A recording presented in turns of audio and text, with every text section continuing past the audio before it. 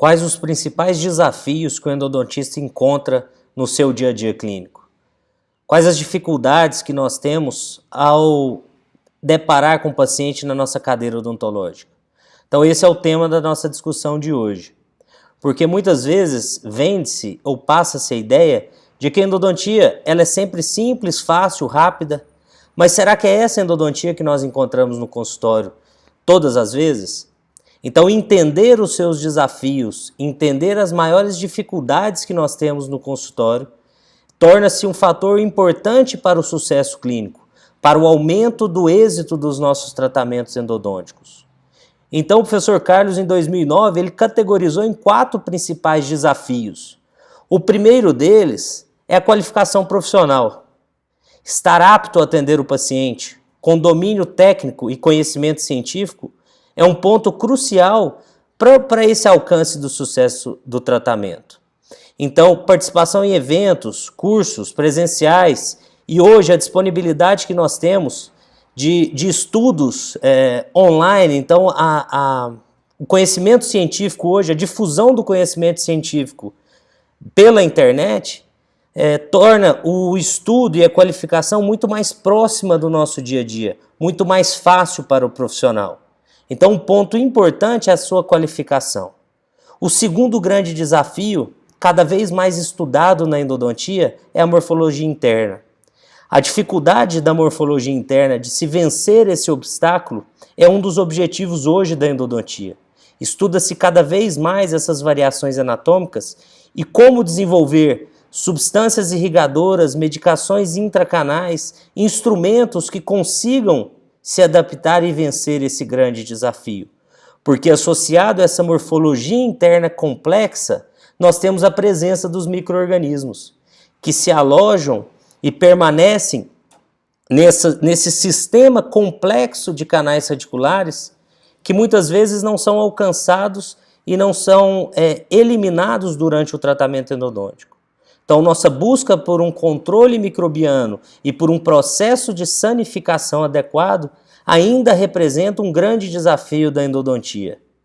E como um gerente de todos esses desafios, nós temos a resposta imunológica do paciente. Então, situações específicas e condições sistêmicas podem influenciar no reparo apical e podem influenciar, sim, no sucesso do nosso tratamento. Então, nós discutiremos esses pontos em um outro momento. Mas hoje a endodontia tem estudado muito a anatomia dos dentes permanentes, não mais em dentes extraídos e estudos in vitro, mas hoje com a possibilidade da utilização da tomografia computadorizada de feixe cônico. Então nós temos observado em diversos estudos, inclusive do nosso grupo de pesquisa, que a anatomia ela é complexa e que a geometria desses canais radiculares ele não obedece uma regra ou não há uma padronização. Nós temos diferentes geometrias de canais radiculares nos diferentes grupos dentários, inclusive no mesmo dente. Nós podemos observar, por exemplo, nesse premolar, que quando eu olho o terço cervical desse dente num corte axial do exame por tomografia, eu tenho canais mais circulares. E à medida que nós vamos para o terço médio e o terço apical, eu observo uma mudança no formato desses canais, inclusive com a diferença entre o formato do canal vestibular e do canal palatal. Então é essa anatomia que nós deparamos no dia a dia, e eu preciso ter recursos e mecanismos adequados para uma completa limpeza e sanificação dos canais radiculares. Porque além da geometria dos canais, a presença do istmo também é um grande complicador que nós temos, um grande desafio. Então, em um estudo também no nosso grupo, nós pudemos observar que não apenas a raiz mesial do molar inferior e a raiz mesovestibular do molar superior apresentam áreas de istmo, mas todos os grupos dentários. Nesse estudo, foram avaliados dos incisivos aos molares e todos os dentes, com a única exceção do incisivo central superior, apresentaram istmo, né, em algumas das amostras e alguns dos dentes estudados. Então esse é um ponto importante dentro de um estudo, de uma capacitação e de um conhecimento prévio dessa anatomia, para que eu tenha ferramentas e instrumentos importantes no processo de sanificação, importantes, por exemplo, num processo de limpeza final após o preparo, como a utilização de pontas ultrassônicas, como a utilização de instrumentos como o XP Endo Finisher, que promovem essa limpeza e melhoram o nosso processo de sanificação.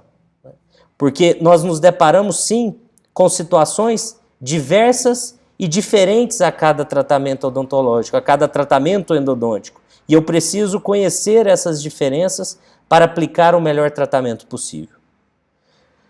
Então, aqueles que tiverem interesse em receber mais conteúdo gratuito, né, podem se cadastrar no nosso site, www.endodontiaclinica.com.br, e nós regularmente enviaremos por e-mail esses conteúdos, além das postagens nas redes sociais.